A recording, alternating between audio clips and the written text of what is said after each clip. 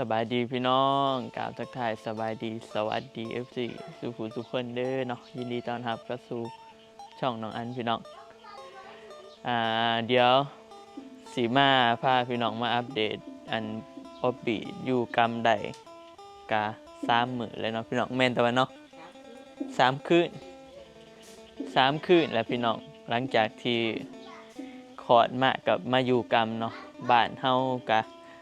ต้องอยู่กรรมเนี่ยนี่แหละเห็นอัน FC เพิ่นคอมเมนต์พี่น้องเพิ่นว่าอยู่ฝั่งไทยหันแบบนี้หันบ่มีแล้วเนาะพี่น้องแบบมาอยู่กรรมอยู่หยังฮะเพิ่นบ่ได้อยู่แล้วเนาะแต่ว่าทางฝั่งลาวเฮาคลอดลูกแล้วก็กลับมาแต่หุงหมอก็ต้องยังก็มาอยู่กรรมแบบนี้อยู่เนาะพี่น้องเพื่อว่าแบบสิว่าจะได้เนาะเคยอยู่แต่ใดมาหั่นนะเพื่อให้มันดีไว้นะพี่น้องเพราะเฮาอยู่กรรมใดเฮาก็สิแบบแข็งแรงไว้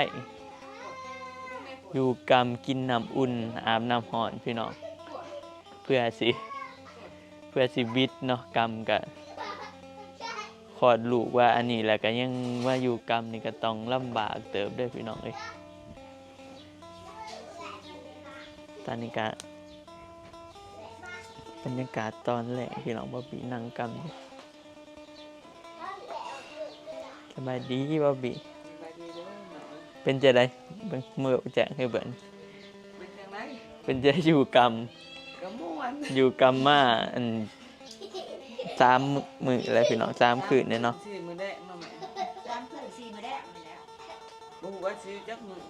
อยู่จักมื้อแม่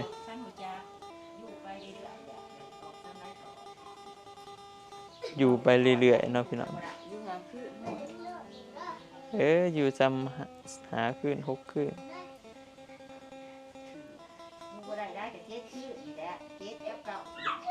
7อยู่กรรมกัน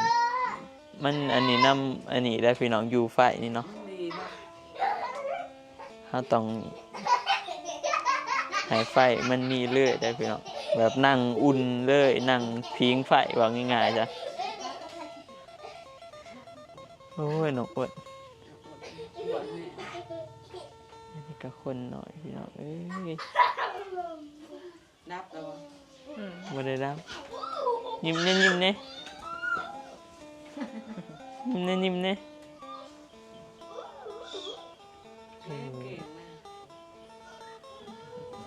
ยัดกระปะใส่ปาก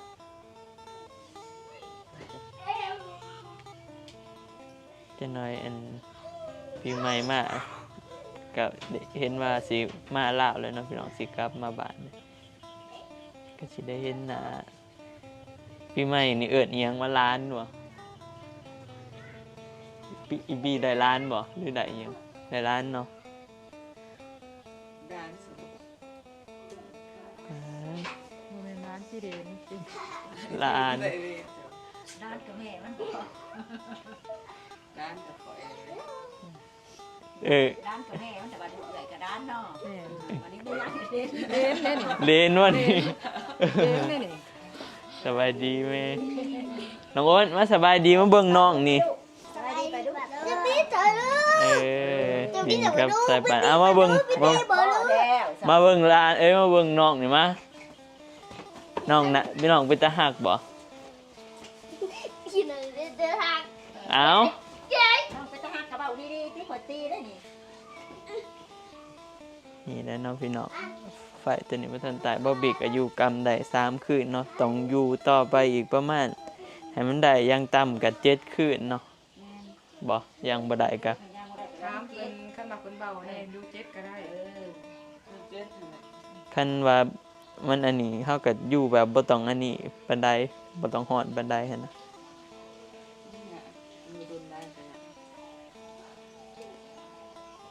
ไปพี่น้องเอ้ยเฮ็ดยังกินแน่สิเฮ็ดอันพัดอันไปพี่น้องเดี๋ยวสิไปหาเฮ็ดกินแลกเนาะแล้วก็มื้อนี้ก็อันปีใหม่โทรมาเนาะพี่น้องโทรมาว่าสิมาบ้านเนาะ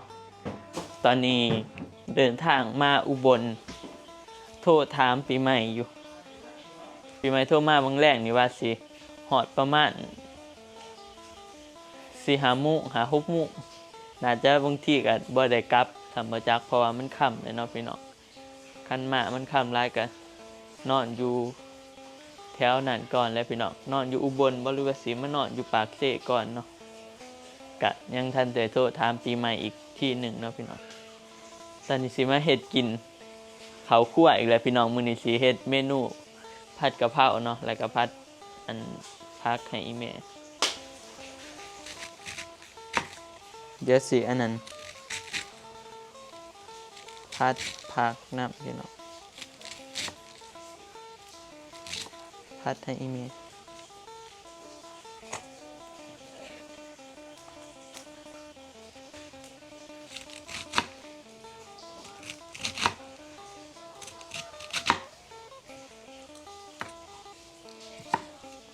กินผัดกะเพราบ่ได้มันสิเผ็ด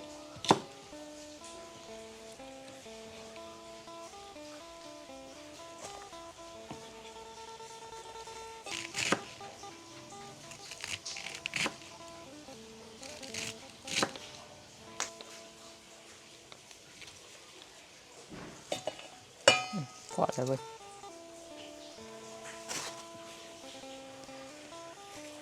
ผัดจำนี่แหละนี่พี่น้องนี่ผักข้าวซอยแล้วเนาะตัวนี้เฮาสิผัดแล้วก็เฮาสิผัดกะเพราต่างหากเนาะตัวนี้เฮาหักสิผัดให้อีแม่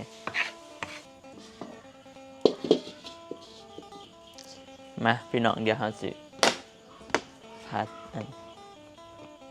ผัดหมู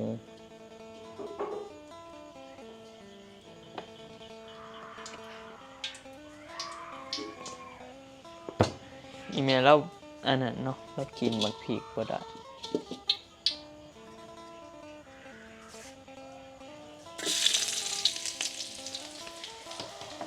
ผัดให้อีเมลเขาบ่ได้ใส่บักพริก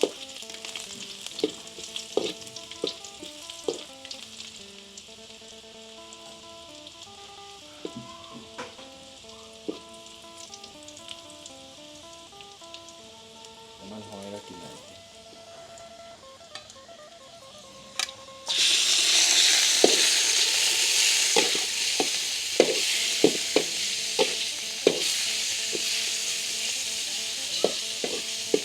ได้อยู่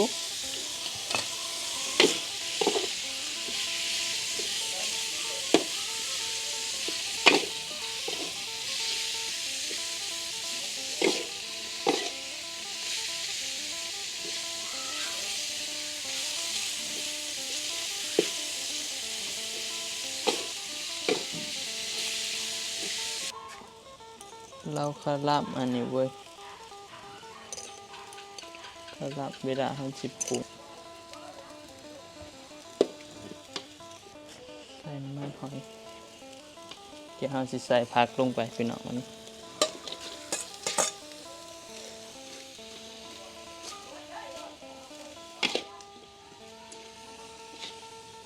ปลา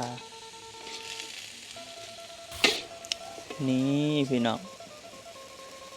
ผัดผักเข้ากับปรุงตามที่รสชาติที่เราพอใจเนาะแล้วก็ปรุงได้เลยพี่น้องผักสุกง่ายๆจากสูตรใดได้พี่น้องแต่ซีมเบิ่งโอเคอยู่เนาะป้าไว้นี่แหละอันนี้เฮาเฮ็ดไว้ให้อีแม่เนาะกับเด็กหน่อย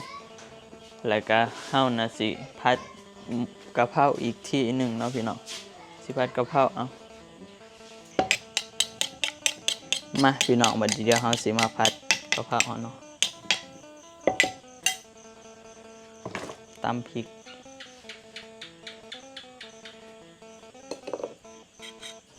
ตำพริกกระเทียมเอาเผ็ดเติบพี่น้องจักสิเผ็ดตัวเด้ง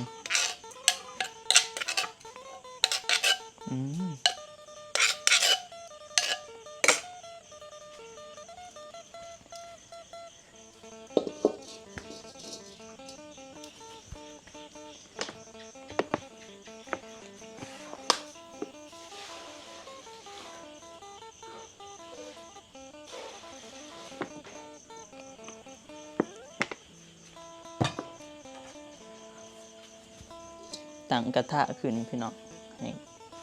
กระทะเฮาร้อน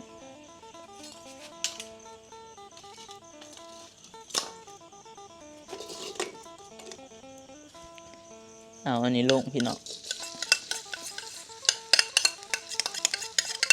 พริกกระเทียม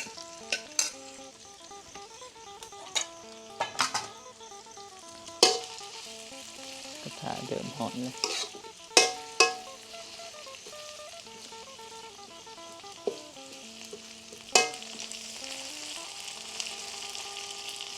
เนี่ยแบบ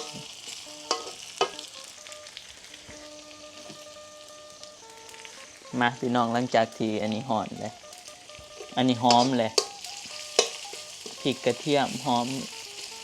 แล้วเราก็สิเอาหมูลงเนาะเอาหมูลงเลยหมูที่เราซับไว้ผัดกะเพราหมูสับพี่น้อง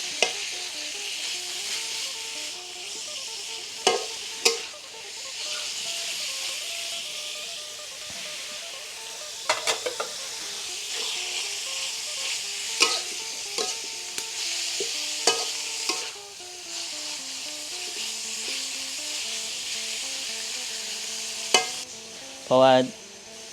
น้องอันผัดกะเพราน่ะบ่มักมันแห้งพี่น้องเดี๋ยวเราสิใส่น้ำ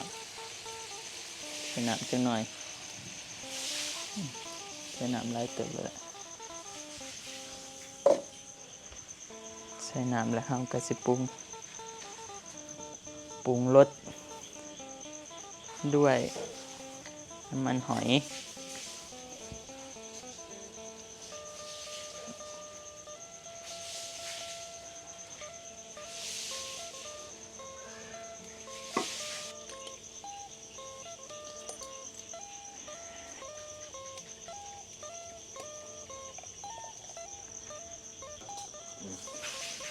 ปิดท้ายเนาะพี่น้องบัดนี้พอเราปรุงแล้วเราสิเอาถั่วกับกะเพราเนาะลงสุดท้ายน้องอันใส่ถั่วน้ำปกติผัดอยู่เฮือนบ่ได้ค่อยใส่เด้แต่ว่าใส่ถั่วมันก็ใส่ได้คือกันพี่น้องแซ่บน้องอันน่ะมักใส่ถั่วแล้วก็ใบกะเพราลายเนาะพอกระเทะ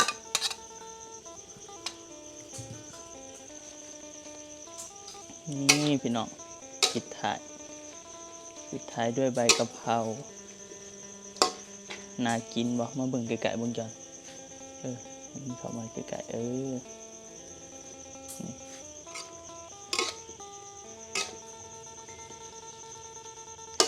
ผัดกะเพราหมูสับวันนี้ก็แล้วเรียบร้อยเนาะพี่น้องมีแต่ตากินได้เด้อวันนี้เมนูผัดกะเพรามื้อ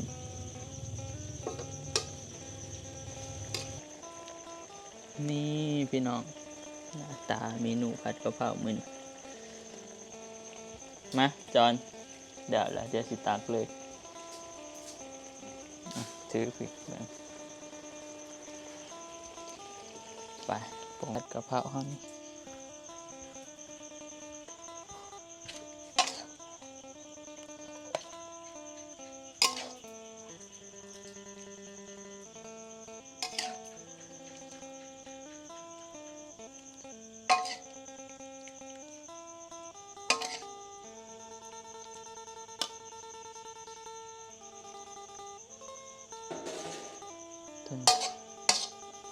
ตัวนี้ผัดผักของอีเมล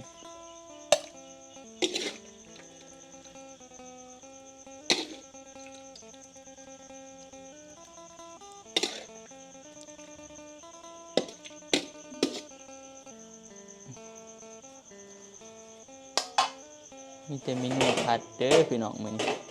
ผัดกะเพรากับผัดเนาะมีแต่เมนูกินกับข้าวหุง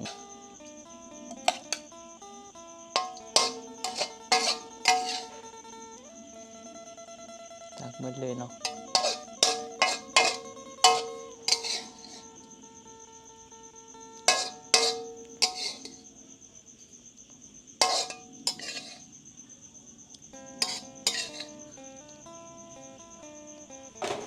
นี่พี่น้องกับเขาวมื้อนี้มีแต่พัดผัก ตัวนี้ก็พัดกะเพราตัวนี้ก็พัดอันนี้เนาะไปเดี๋ยวเราไปกินข้าวกันบัดนี้พี่น้อง ยาถ้าอ้นยาลูกยา ใครสิเอาข้าวหุงแหน่ เนี่ยเอาวัดทุกคนมาเขาดู ข้าวเหนียวไก่ ว่าจะสิกิน บ่ย่านว่า อันนี้เสร็จตัวนี้หัน มาเด้อกินข้าวเด้อ แก้วที่จะตกมาก่อน เอาผัก ลงก่อนเลย ลงโดนนะกินโดด ย่อเลยครับย่อให้นักเรียนว่ะไปอ่ะ ตกใหม่เหนียวมาก เป็นบ่ อยู่ ส่วนใหญ่ที่กินกับแก้ว ต้องเหนียวเด้อจะมันก้วนเด้อจะมันเล็กน้อยหลายเนาะ ปานมาผีข่อยป้อนปาน เมืองเขาเรียก โอ้ยเบิดเด้ออีปานมันสิเฮ็ดเป็นชู้ เอื้อยมาเอื้อยใครสิเอา เอาบ่สิ เหาะได้เหรอ เอาบ่แม่น เออ เอาเด้อเอา กินข้าวเหนียวกะ เอาบ่เออ นักก็น่าคิดจัง คอยสิตีเท่าอ้นฮะสิกินข้าวก็กินเด้อ ตักใส่จังซั่น เอาไปโกกินเรื่องกับโก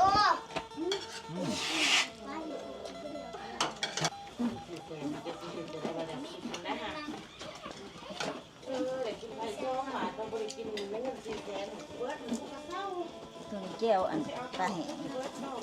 แม่จะสิเอาข้าวหยัง ไม่ฟังนะ เอาข่อยก็กินเขาอันนี้เด้อ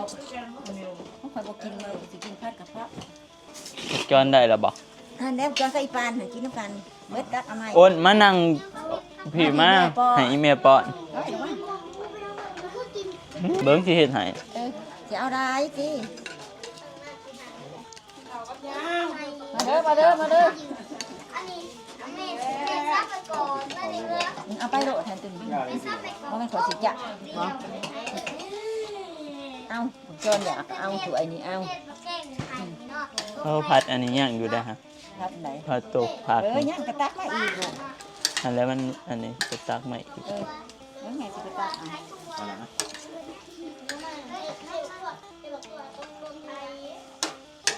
เอาเด้อน้องอ้นเด้อแหน่มันมีผักบ่เป็นหยังหรอกผักตัวนี้กินได้ผักตัวนี้แซ่บบ่ขมเป็นอยู่บ่เด้มาเด้อพี่น้องกินข้าวเนาะคนหลายเป็นบุญๆอยู่เดี๋ยวสิซิมเบิ่งก่อนว่าผัดกะเพราแซ่บอยู่บ่ ลูกนี่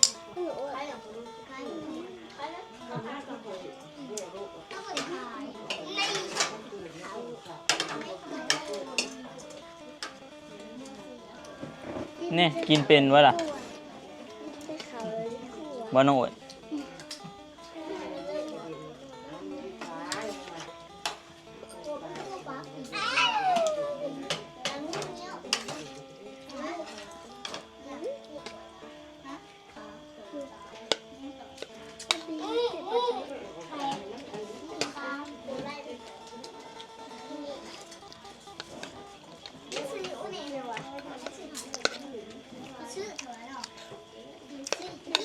ใช่เลยอีพ่อกินบ่หน้าเขากินแต่บ่ ยื่นหนูล่ะให้หมดปานยังเอี่ยมนะถ้าอ้นท่านเอี่ยม โอ้ยมันคาโดหมูเฮานี่เด็กเนาะ อันนี้บ่อยากนวดเป็นไรเนาะ มีกับพุ้งกระจาง คนผู้เฝ้าเจ้านั่นอีก กินเขาแล้วเล็กน้อยผู้ชายก็เห็นกิน เฝ้า ไป ลูกเฝ้าเอ้ย ข่อยมั่วแล้วของข่อยจริงจัง เฝ้าอยู่ บ่กินกับเขาวอันนั้นให้พอดีข้าวเหนียวมันคือสินวด ใช่ ให้บักจอนที่บักจอนว่าอันนั้นแหละ โอ้ย บักจอนมันนวดอะไรก็เลยบ่ปรุง แม่น ต้องเฝ้าอยู่ ของผมอยู่ได้ลูก เฝ้าอาทันเด้ ของอ้ายนะนี่เด้ของเจ้านี่มาพี่แม่สิป้อนมันมา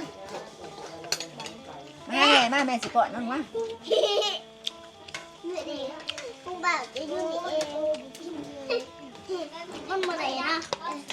ไม่เจอกันเมื่อไหร่นะมาเอาเมื่อไหร่นะ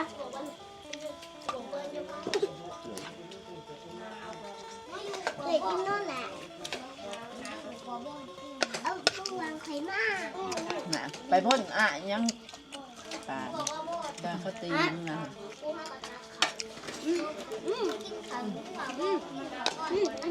ใส่เพชร